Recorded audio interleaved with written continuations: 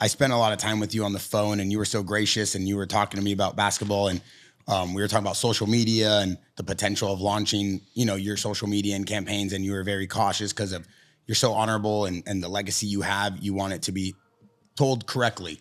And one of the things that I really was just loved about listening to you talk was the way you talked about the Kobe and the drafting of Kobe and the story of Kobe. I would love for you to elaborate on that, about that whole situation.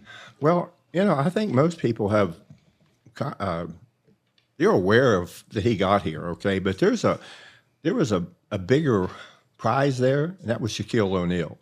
It's one of the greatest free agency period we've ever had. I mean, there's a bunch of about 5 really good players.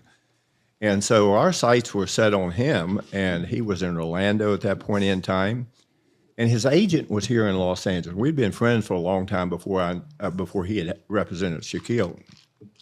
And so we started talking, and it was really one of the most difficult things that I felt more tired when this was over with.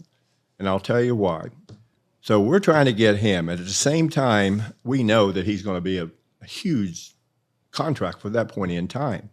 So we got to a certain point, we negotiated a contract with them, and we couldn't meet their demands. So we took an all-star center, or not an all-star center, but a really good center, traded him. We tried to trade him from the first pick to way down to Kobe at 13, 13, I believe. And so anyway, make a long story short, I didn't think there was any way that we could get Kobe Bryant along with Shaquille O'Neal. But you have to have a wish list in life. And if you're competitive, you're going to try to go out there and achieve that.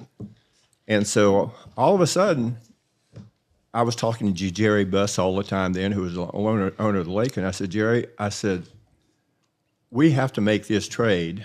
And I said, starting center. And I said, if we don't get Shaquille O'Neal, there's Mutombo was out there, who was a very good defensive player, and so he was our fallback guy. I haven't seen you guys do that.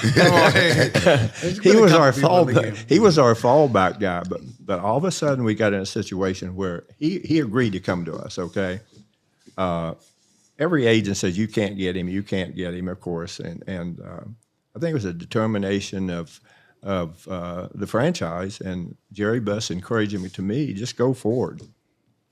So we tried to make this trade so we could get under the salary cap enough to get Shaquille O'Neal. And we did.